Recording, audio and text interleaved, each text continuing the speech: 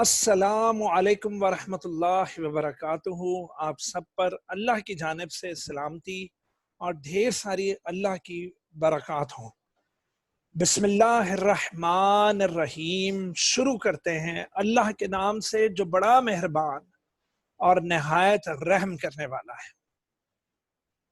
हाजिर हूं मैं आप लोगों के साथ class second year chapter number 25 जिसका नेम इकोसिस्टम है, उसके लेक्चर नंबर 2 के साथ। तो अभी तक तो शॉर्ट क्वेश्चंस चल रहे हैं, तो लेक्चर 1 में भी शॉर्ट थे, लेक्चर 2 में भी अब शॉर्ट क्वेश्चंस आएंगे और बहुत ही इंपॉर्टेंट शॉर्ट क्वेश्चंस आएंगे। इतने इंपॉर्टेंट कि अगर ये ना आए तो मुझ पे केस कर देना अगर ये बोर्ड में ना आए तो। लो जी, बिस्मिल्लाहिर्रहमानिर्रहीम। लो बच्चों, बायोस्फीयर। क्या मेरा बेटा? बायोस्फीयर हमारा आज का पहला टॉपिक। Biosphere point 1।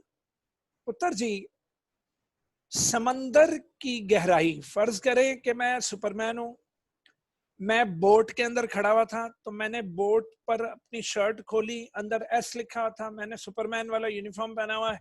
अब जनाब मैं कॉस्ट्यूम, सॉरी यूनिफॉर्म नहीं, अच्छा, अब वो सुपरमैन बनकर मैं एकदम उड़ाऊं और एकदम मैंने डुबकी लगाई है कि इसमें समंदर के अंदर, इमेजिन करते जाएं, और समंदर के अंदर जाता जा रहा हूं, जाता जा रहा हूं, जाता जा रहा हूं। पता लगा 8 से 10 किलोमीटर समंदर की डेप्थ में मुझे जिंदगी मिली। जिंदगी से मुराद मुझे जानदार मिले। 10 किलोमीटर से मजीद जब मैं अंदर डेप्थ में गया, ओशन की डेप्थ में जब मैं मजीद अंदर गया, तो वहां एक भी जानदार मुझे नजर नहीं आया, क्योंकि मैं समझ गया कि यहाँ पर हार्श कंडीशंस हैं और इधर जानदार एग्जिस्ट ही नहीं कर सकता।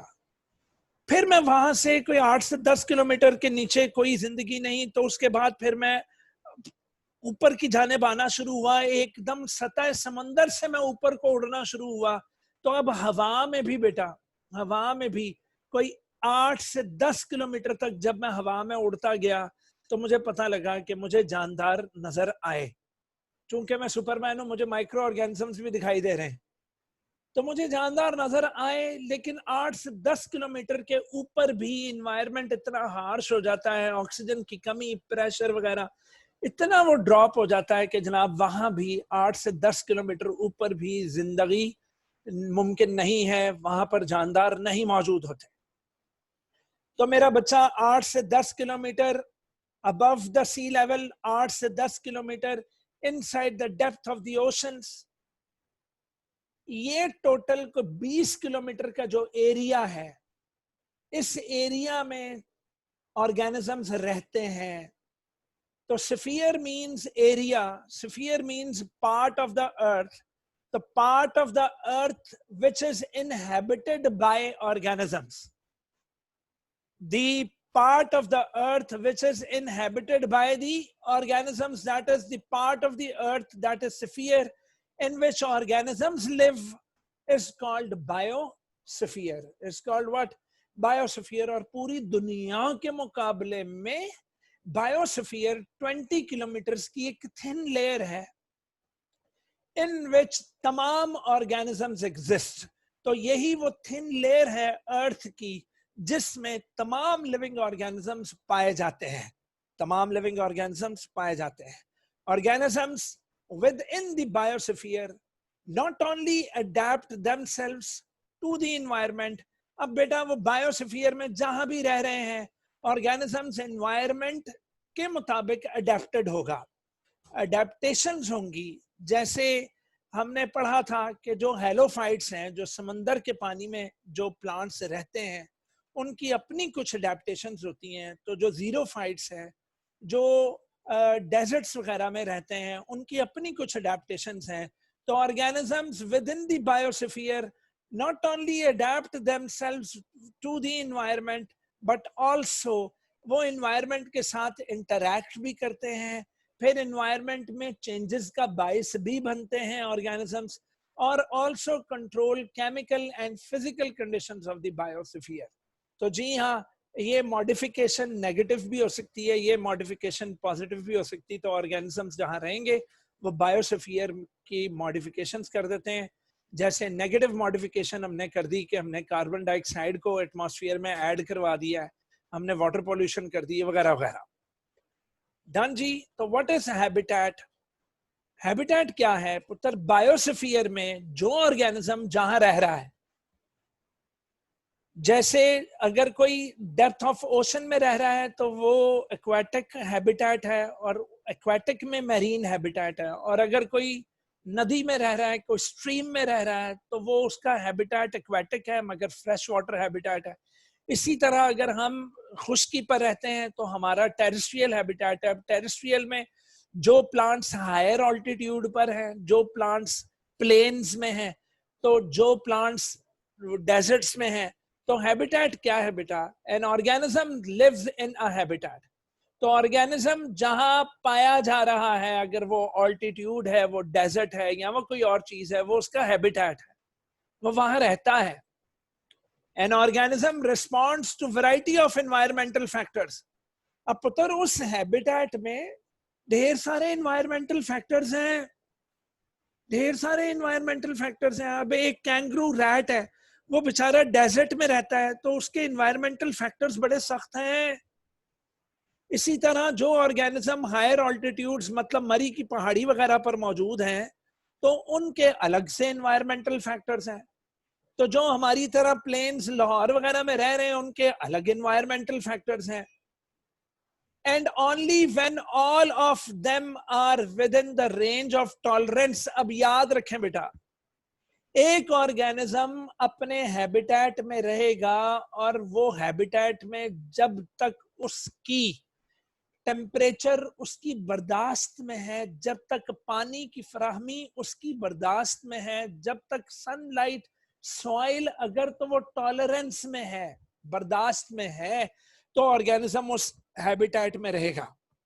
लेकिन अगर वो चीजें उसकी बर्दाश्त में नहीं है, वो टॉलरेबल नहीं है, अनटॉलरेबल है, तो he will always change its habitat. वो उस हैबिटेट से कूच कर जाएगा। तो बचपन में हम लोग बाहर के मुल्क में रहते थे, तो वो जहाज जा रहा, तो मैंने अब्बू से कहा कि अब्बू हम लोग लाहौर में वो अंदरून शहर रहते हैं, तो अब्बू हम लोग यहाँ नीचे देखें, तो नीचे अब्बू ने देखा तो डेजर्ट था, अभी पाकिस्तान खत्म नहीं था हुआ। तो मैंने कहा हम अपना घर यहाँ बनाएंगे, अब्बू अकेले रहेंगे, कंजस्टेड नहीं, हम अपनी अकेली कोठी यहाँ बनाएंगे। तो अब्बू हंस पड़े। तो अब्बू ने कहा कि मेरा बच्चा, यहाँ का जो एनवायरमेंटल फैक्टर्स हैं, यहाँ के जो एनवायरमेंटल फैक्टर्स हैं वो हमारी टॉलरेंस की रेंज में नहीं है मेरे बच्चे। यहाँ हम नहीं रह सकते, हमें यहाँ पानी नहीं मिलेगा, यहाँ पर कोई फिजिबल टेम्परेचर नहीं है मेरे बच्चे, तो यहाँ रेंज ऑफ टॉलरेंस नहीं है। तो बेटा it can inhabit a location. तो जरा दोबारा पढ़ लेते हैं। एन ऑर्गेनिज्म रिस्पॉन्ड करेगा to the variety of environmental factors and only, और जब सिर्फ तब, when all of them, all environmental factors अगर उस ऑर्गेनिज्म की रेंज ऑफ टॉलरेंस में आ रहे हैं तो वो ऑर्गेनिज्म वहां इनहैबिट हो जाएगा, वो ऑर्गेनिज्म उस लोकेशन पे रहेगा, उस लोकेशन में रहेगा। इसी मेरा बच्चा, तो जहां पानी फूड वगैरह खत्म हो जाएगा वो वहां से हिजरत करेगा। The actual location of place where an organism lives is called its habitat। तो ऑर्गेनिज्म जिस एक्चुअल लोकेशन में रह रहा है वो उसको हैबिटेट बोलेंगे। क्या बोलेंगे मेरा बच्चा? हैबिटेट। मेरा पुत्र फिर ना कहना खबर ना हुई मेरा बच्चा, खबर ना हुई मेरा पुत्र, फिर ना कहना खबर ना हुई। अल्लाह Akbar. very very very very very very important short। what is niche? अच्छा, मैं इसको निच बोलता हूं ताकि हमें याद रहे कि हमने निच मारी थी, स्नीजिंग, लेकिन इसको आपने निश कहना है, निश। what is niche? ये निश क्या है? तो दो लोगों ने इसकी डेफिनेशन दी, जोसेफ ग्रिनेल और दूसरा चार्ल्स एल्टन। दोनों वैसे एक ही बात को बता रहे हैं लेकिन हम इनकी वर्डिंग्स देखेंगे, वर्डिंग्स जरा दोनों की अलहदा थी। मेरा बच्चा, जैसे कि अभी अभी मैंने थोड़ी देर पहले आपको बताया कि एक ऑर्गेनिज्म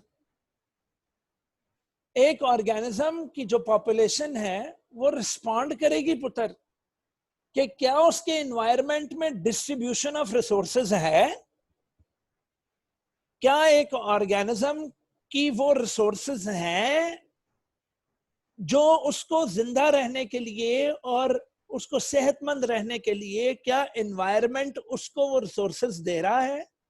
जैसा कि मेरे अब्बू ने मुझे मना कर दिया कि नहीं बेटा हम डेजर्ट में नहीं रह सकते, इस इस हैबिटेट की जो रिसोर्सेज हैं वो हमारे मवाफिक नहीं है, हमारे मवाफिक नहीं है।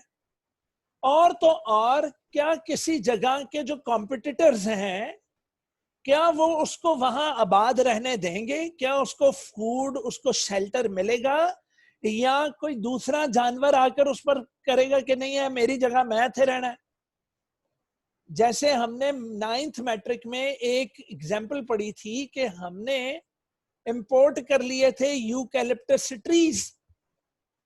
तो यूकैलिप्टस ट्रीज बड़े विशाल जीव थे, वो जब उगे तो उन्होंने अपने नीचे किसी और को उगने नहीं दिया, और तो और वाटर बैलेंस सारा खराब कर मारा। तो मेरा बच्चा, व्हाट इज निश? It shows that how an organism या उस ऑर्गेनिज्म की जो पॉपुलेशन है वो किस तरह रिस्पॉन्ड करेगी डिस्ट्रीब्यूशन ऑफ रिसोर्सेज और कॉम्पिटिटर्स को।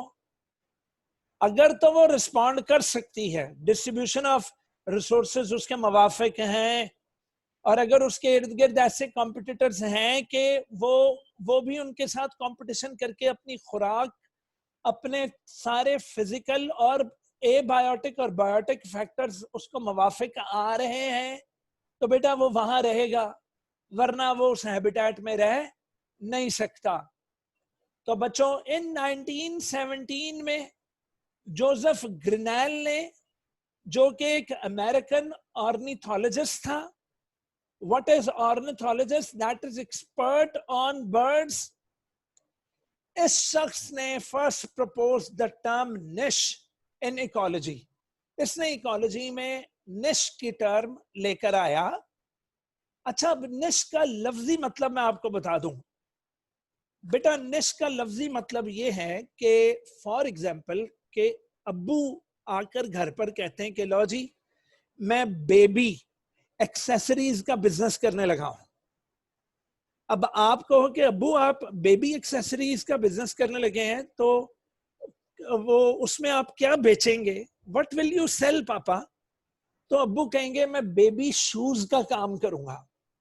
तो आपने देखा बेबी एक्सेसरीज की सब डिवीजन हो गई। तो बेबी एक्सेसरीज में फीडर्स आएंगे, बेबी एक्सेसरीज में बेबीज के क्लोथिंग आ जाएगी, बेबी के शूज आ जाएंगे, बेबीज के टॉयज आ जाएंगे। तो बेटा ये जो डिफरेंट डोमेन्स हैं, इन डोमेन्स को आप निश बोलते हो। तो एक ऑर्गेनिज्म ने अगर किसी हैबिटेट में रहना है तो उस हैबिटेट के डिफरेंट फैक्टर्स हैं, उस हैबिटेट की कुछ सब, जिस तरह एक बड़ा बड़ा मतलब बेबी एक्सेसरीज की एक सब डिवीजन थी ना अपना शूज, तो इसी तरह एक हैबिटेट की सब डिवीजन होगी वहां का टेम्परेचर, उस हैबिटेट की सब डिवीजन होगी वहां की लाइट। अगर तो वो चीजें टॉलरेबल हैं तो वो ऑर्गेनिज्म उसको हैबिटेट मान लेगा, और अगर वो टॉलरेबल नहीं है तो वो ऑर्गेनिज्म वहां नहीं रह सकता। तो इसको क्या बोलेंगे बेटा? निश इन इकोलॉजी। तो जनाब दी हैबिटेट एंड निश, देखा हैबिटेट और निश आर क्लोजली रिलेटेड। अब हैबिटेट और निश क्लोजली रिलेटेड है, तो मेरे अब्बू ने मुझे मेरी हदूद बताई कि मेरा बच्चा हम लाहौर में ठीक रह रहे हैं, हमें वहां पानी दस्तयाब है, हमें वहां फूड दस्तयाब है, वहां का जो टेम्परेचर है वो टॉलरेबल है पुत्र, तो अब यहां हम नहीं रह सकते। तो हैबिटेट और निश आर क्लोजली रिलेटेड। तो ये जो मैंने अभी बताया फूड, और जो मैंने आपको बताया टेम्परेचर, सॉइल, लाइट, तो बायोटिक और एबायोटिक उस हैबिटेट की निश है। उस हैबिटेट की क्या है पुत्र? निश। अब पुत्र मैंने एक हरन से पूछा तू फलाने जंगल में क्यों नहीं रहता? और कहने लगा अफजल भाई मैं आपको क्या बताऊं, मैं उस जंगल को अपना हैबिटेट नहीं बना सकता। मैं क्या, क्यों? कहता है अफजल भाई वहां बड़े खूनखार प्रीडेटर्स हैं। तो वो अब जब प्रीडेटर्स पर आया तो मुझे पता लग गया वो निश की बात कर रहा है। तो कहने लगा कि अफजल भाई मैं उस हैबिटेट में नहीं रह सकता, वहां की जो निश है वो मेरी टॉलरेंस में नहीं, वो मेरी टॉलरेंस में नहीं। तो व्हाट इज निश? निश जो है द अल्टीमेट डिस्ट्रीब्यूशनल यूनिट है।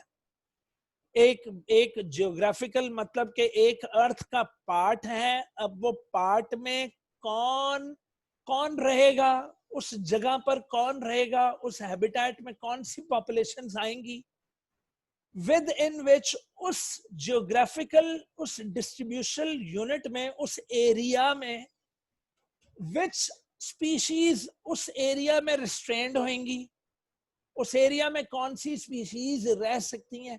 रेस्ट्रेंट से मुराद कि वो वहां गुजारा कर सकती हैं, वो वहां तक महदूद हैं बाय द लिमिटेशंस, क्योंकि उस एरिया में उसके फिजिकल स्ट्रक्चर और उस एरिया में उसके जो फंक्शनल जो जो जो निश है, यानी फंक्शनल जो यूनिट्स हैं, क्या वो इजाजत दे रहे हैं कि वो ऑर्गेनिज्म वहां रहे। तो जनाब निश क्या है? निश अल्टीमेट डिस्ट्रीब्यूशनल यूनिट है। वो एक एरिया है with in which species is restrained, जिसमें स्पीशीज एक ही सूरत रेस्ट्रेंड रह सकती है कि वो स्पीशीज उसकी कुछ लिमिटेशंस हैं। जिस तरह मेरी कुछ लिमिटेशंस आ गई थी कि मैं डेजर्ट कंडीशन में नहीं रह सकता, मैं ज़ैरिक कंडीशन में नहीं रह सकता, मुझे वहां पर वो यानी उस सैंड में सब्जियां उगाना और वहां पर मैं दूसरे किस्म के ऑर्गेनिजम्स नहीं उगा सकता, क्योंकि उस जगह का फिजिकल स्ट्रक्चर और उस जगह की फिजियोलॉजी बड़ी डिफिकल्ट है। तो जनाब it shows that how an organism और a population will respond to the distribution of resources.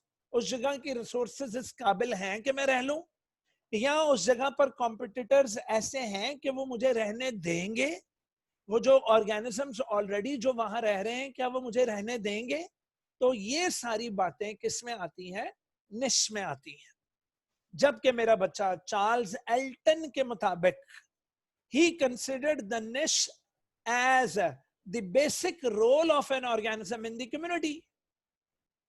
वो कहता है निश जो है कि कोई भी ऑर्गेनिज्म, अल्लाह ने किसी भी ऑर्गेनिज्म को फालतू पैदा नहीं किया हुआ, उसका कोई ना कोई रोल है एनवायरनमेंट में, उसका कोई ना कोई रोल है एनवायरनमेंट में। फॉर एग्जांपल आप ले लो डीकंपोजर्स, तो बैक्टीरिया, ये फंजाई, ये बैक्टीरिया जो कि सैप्रोफाइट्स हैं, सेप्रोबिक हैं, ओहो अल्लाह ने इन माइक्रोस्कोपिक ऑर्गेनिज्म की एक अहम तरीन ड्यूटी लगाई है। और वो अहम तरीन ड्यूटी ये है कि अल्लाह ने हुक्म दिया कि अगर कोई लाश कोई यहाँ पर दफना कर जाए, कोई मरा हुई, कोई कुल्लु नफ्सिन ज़ायक़तुल मौत, अगर किसी को मौत वाक़े हो जाए तो तुम लोगों ने उसका जिस्म नोच खाना है और अंदर से पकड़कर उसके सारे बायो एलिमेंट्स निकाल कर उन माइक्रो मॉलिक्यूल्स को तोड़ ताड़ कर ये सारे न्यूट्रिएंट्स वापस कर देने, किसको? सॉइल को, एटमॉस्फेयर को, दुनिया को वापस कर देने। तो जनाब डीकंपोजर्स का एक बेसिक रोल है, इसी तरह प्रोड्यूसर्स का एक बेसिक रोल है कि उन्होंने पानी और कार्बन डाइऑक्साइड के जरिए मिलाकर इस दुनिया में खुराक पैदा करनी है। तो चार्ल्स एल्टन के मुताबिक the basic role of an organism in the community is called niche. That is what it organism does. अब व्हाट इट मैंने गलत कर दिया, इट को काट देते हैं। What an organism does for living in community, वो किसी कम्युनिटी में रहकर वो क्या कर रहा है और उसका दूसरे ऑर्गेनिजम्स को क्या फायदा है। Its relationship to its food and enemies. फिर वही बात आ गई, ऊपर भी हमने यही किया था कि एनिमीज तो कॉम्पिटिटर्स हो जाएंगे, एनिमीज क्या हो गई? कॉम्पिटिटर्स।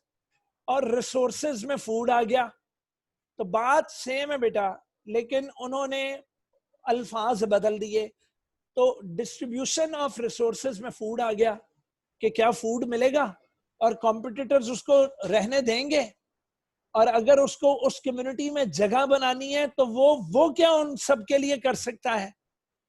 तो वी ऑल आर इंटरलेटेड, इसी को इंटरेक्शन कहते हैं कि कोई एक दूसरे के लिए हम लोग कोई ना कोई फायदा कर रहे हैं, कोई ना कोई क्या कर रहे हैं, फायदा कर रहे हैं। इन अदर वर्ड्स, यहां पर जरा गलती हो गई रे बाबा, बेटा इसको ABC करके तो कर लेना, तो मैं रिकॉर्डिंग पॉज करके मैं वापस आता हूं। तो बच्चों आई एम बैक। तो चार्ल्स एल्टन ने कहा the basic role of an organism, कि what an organism does for living in community, उसका relationship to its food and enemies.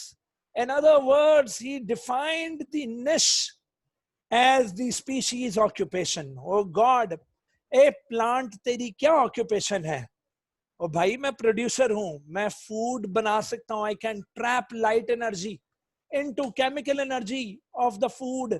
और डीकंपोजर, तेरा क्या रोल है? और भाईजान मैं, तुम लोग जब मरते हो तो तुम्हारे जिस्मों के अंदर से न्यूट्रिएंट्स निकाल कर वापस प्रोड्यूसर्स को देता हूँ। और प्राइमरी कंज्यूमर तू क्या करता है? कहता हूँ भाईजान मुझे सेकेंडरी कंज्यूमर तो बेचारा घास खा ही नहीं सकता, मैं घास खाता हूँ, उस फूड को मैं अपने अंदर लेकर जाता हूं, तो वो फूड आगे से सेकेंडरी खाता है। तो it refers to the profession और job of an organism. Profession और जॉब ऑफ एन ऑर्गेनिज्म। उत्तर जी, ecosystems are composed of organisms. Ecosystems are composed of organisms with different jobs. तो एक इकोसिस्टम में ऑर्गेनिज्म विद डिफरेंट जॉब्स मौजूद हैं और डिफरेंट वेज ऑफ लाइफ है उनके, और उनके जो वेज हैं वो पर्टिकुलरली कंसर्न्ड विद फीडिंग है, पर्टिकुलरली कंसर्न्ड विद फीडिंग है। The role of a particular species, एक स्पीशीज का जो खास रोल है within the ecosystem, including all aspects of its interaction.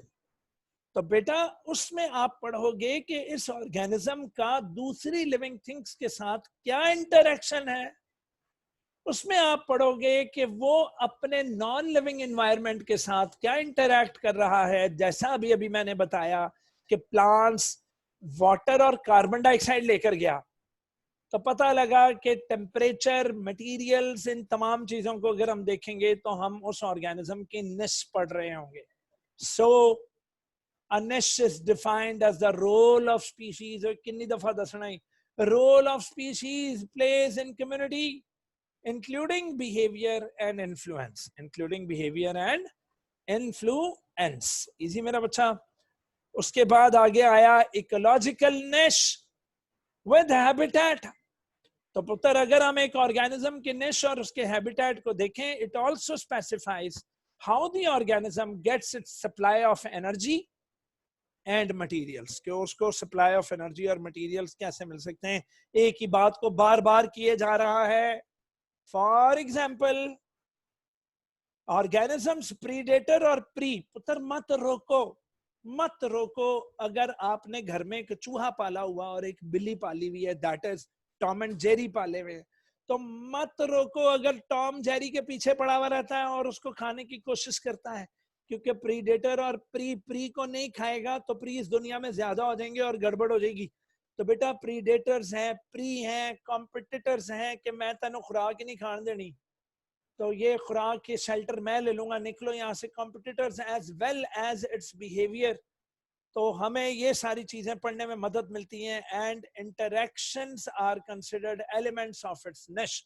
तो इन सब को हम निश के एलिमेंट्स मानते हैं। इन addition, niche includes all the physical factors। यार कितनी दफा दसना ही, जितने physical factors मतलब abiotic components of the environment necessary for survival, कि organism के survival के लिए वो जरूरी हो, such as range of temperature tolerable हो, amount of humidity tolerable हो, और the pH of the water and soil, ये सारे tolerable range में होंगे तो ऑर्गेनिज्म किसी हैबिटेट में रह सकेगा। तो ये जितने फैक्टर्स मैंने आपको बताए हैं, ये सारे उस ऑर्गेनिज्म की निश कहलाएंगे। तो अगर निश मवाफिक है तो ऑर्गेनिज्म रहेगा, और अगर निश मवाफिक नहीं है तो ऑर्गेनिज्म नहीं रहेगा। एनी प्रॉब्लम हो पुत्र? Very very very very very very very very very very very very important short question. What is autecology and what is synecology? तो ऑर्टिकोलॉजी क्या है? तो मैं जरा पानी पी लूं।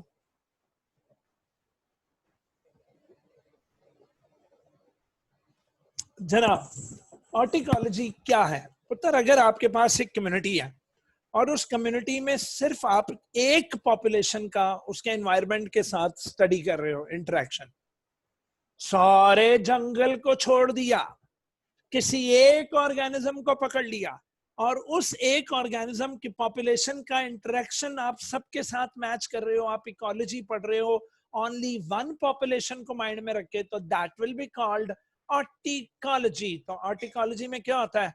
Only one population is studied with respect to its environment.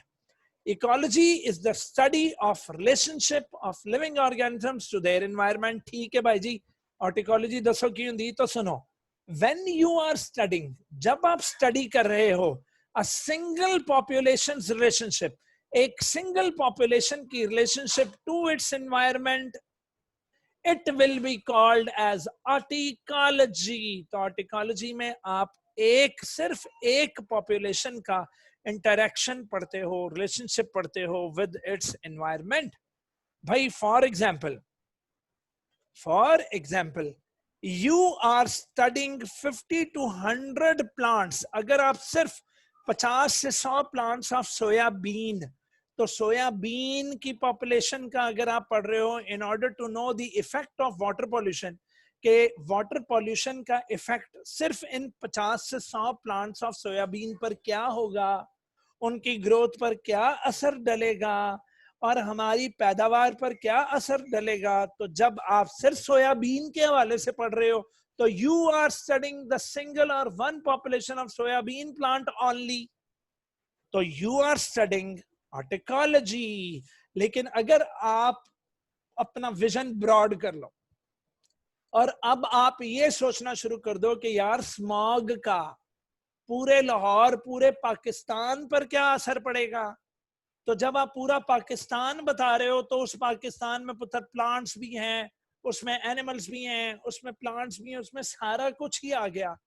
तो when the study of the relationship of different communities, that is grouping of populations. अगर आप पॉपुलेशंस के जब ग्रुपिंग कर दो, तो अगर किसी आप फॉरेस्ट की इकोलॉजी पढ़ रहे हो तो नतीजा the study of relationship of different communities पढ़ रहे हो to their environment, it is called synecology. It is called what? Synecology. तो मैंने बच्चों को याद करवाया था साई से याद रखना साइनिकोलॉजी। अब ये ना लिखाना जी study of syn is called synecology. तो जनाब the study of relationship of different communities to their environment is called syncology or community ecology। Oh God, not to be ignored। तो ये आपको syncology, community ecology के नाम से भी पूछी जा सकती है। It can also be asked with reference to community ecology, with reference to community ecology। Done? लो मेरा बच्चा नोट, पुत्र साइंटिस्ट ने नोट किया यही निश को लेकर। अच्छा, अब कुछ लोग इसको सिनकोलॉजी का हिस्सा मानते हैं जबकि एक जनरल ऑब्जर्वेशन लिखी गई है बुक में, ठीक है? तो इसको आप नोट में कर सकते हो क्योंकि ये जो मैं अब जो पॉइंट्स बताने लगा हूं इसका ताल्लुक सिनकोलॉजी से नहीं है, तो मुझे यहाँ नंबर 1 को खत्म कर देना चाहिए, ठीक है? तो सिनकोलॉजी की डेफिनेशन एक अलग चीज है। अच्छा, अब जो मैं बता रहा हूँ इसका ताल्लुक कम्युनिटी इकोलॉजी से नहीं है। कहता है ग्रोथ रिस्पॉन्सेस ऑफ प्लांट्स। अब बेटा क्या करते हैं साइंटिस्ट, वो एक शीशे का एक्वेरियम सा बना लेते हैं और उस एक्वेरियम में वो सॉइल वगैरह डालकर वो चेक कर रहे होते हैं कि क्या क्या हमने प्लांट्स को कौन कौन से न्यूट्रिएंट्स दिए हैं, वो किस तरह प्लांट ग्रो कर रहा है। तो बेटा ग्रोथ रिस्पॉन्सेज ऑफ प्लांट से मुराद ये रूट की ग्रोथ, शूट की ग्रोथ, प्लांट के डिफरेंट वो जो ग्रोथ है। अच्छा, अब ग्रोथ की ये शुरू वाले चैप्टर्स में आप पढ़ते हो कि इनका फोटोट्रॉपिज्म है, जिसमें इनका जो शूट है वो ग्रो करता है टुवर्ड्स लाइट। जियोट्रॉपिज्म है जिसमें रूट ने ग्रो करना है टुवर्ड्स सॉइल। हाइड्रोट्रॉपिज्म है तो वो जो ट्रॉपिक मूवमेंट्स हैं या नास्टिक मूवमेंट्स हैं वो सारी ग्रोथ रिस्पॉन्सेज ऑफ प्लांट्स हैं। तो मेरा बच्चा, अच्छा अब ये आपको पता है प्लांट्स की जो ग्रोथ है ये भी बेटा निश के अकॉर्डिंगली रिस्पॉन्स देगी। तो जिस प्लांट की निश फारिग है, जिसका सॉइल इस काबिल नहीं है, जिसके न्यूट्रिएंट्स इस काबिल नहीं है, तो प्लांट्स ने भी कोई ग्रो नहीं करना। तो पता लगा व्हाट इज रिस्पॉन्स। तो प्लांट्स के अंदर भी plants sensory response to external stimuli. तो मेरा बच्चा एक्सटर्नल स्टिमुलाई होगा, भाई लाइट होगी तो प्लांट रिस्पॉन्स में फोटोट्रॉपिक मूवमेंट्स देगा। भाई पानी होगा तो रूट्स हाइड्रोट्रॉपिक मूवमेंट्स देंगे। तो plant growth responses of plants to their environment बड़ी कॉम्प्लेक्स फैक्टर्स पर बेटा मुहैयत है, यानी बड़ी जबरदस्त किस्म के स्टिमुलाई होंगे, मुनासिब टेम्परेचर होगा, मुनासिब लाइट होगी, मुनासिब सॉइल में न्यूट्रिएंट्स होंगे, तो ग्रोथ रिस्पॉन्सेज ऑफ प्लांट्स दिखाई देंगी, वरना sorry plant will fail to grow. Example पुत्र, एग्जाम्पल, क्या प्लांट का राइजोस्फीयर टॉलरेबल है? What is rhizosphere? Narrow region of soil around the roots. क्या सॉइल में नाइट्रेट्स हैं? क्या सॉइल में न्यूट्रिएंट्स हैं? क्या प्लांट का राइजोस्फीयर अच्छा है? क्या प्लांट का क्लाइमेट अच्छा है? क्या प्लांट की अपनी फिजियोलॉजिकल नेचर सही है? क्या उसका इंटरनल और एक्सटर्नल एनवायरनमेंट उसको ग्रो करने में मदद दे रहा है? तो तब जाकर ग्रोथ रिस्पॉन्सेज ऑफ प्लांट्स बेहतरीन रिस्पॉन्स शो करेगी और प्लांट बेहतरीन ग्रो करेगा। तो मेरा बच्चा, अगर एक फैक्टर भी कम हुआ तो one factor can aggravate to other factor. तो पता लगा किसी एक फैक्टर की कमी दूसरे किसी फैक्टर को बढ़ा देगी या उसको भी कम कर देगी। तो एक फैक्टर अगर कम हुआ तो बाकी के सारे फैक्टर्स भी इफेक्ट करेंगे और प्लांट किसी ना किसी तरीके से अपना ग्रोथ रिस्पॉन्स शो नहीं करेगा। फिर निश की बात हो रही है कि निश शुड बी नॉर्मल।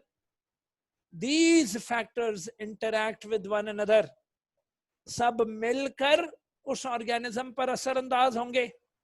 तो पुत्र, complexity of the environment depends upon the combination of various factors. तो इस तरह एक एनवायरनमेंट की जो कॉम्प्लेक्सिटी है वो डिपेंड करती है कि उसके डिफरेंट जो फैक्टर्स हैं उन सबको कंबाइन करके, तो बहुत कॉम्प्लेक्स, ये इकोलॉजी बड़ा कॉम्प्लेक्स सब्जेक्ट है जिसमें हमें देखना पड़ता है कि एक प्लांट क्यों नहीं उग रहा। डन पुत्र? तो आज के लिए जनाब, आज के लेक्चर में, लेक्चर नंबर 2 में, लेक्चर 2 था कि 3 था? हाँ जी 2 था।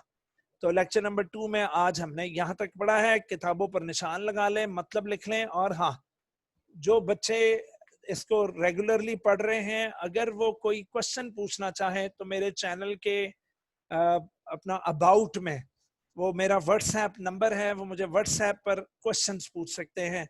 आप सबका बहुत शुक्रिया। जीते रहिए, अल्लाह की अमान में रहो मेरा बच्चा। खुदा हाफिज।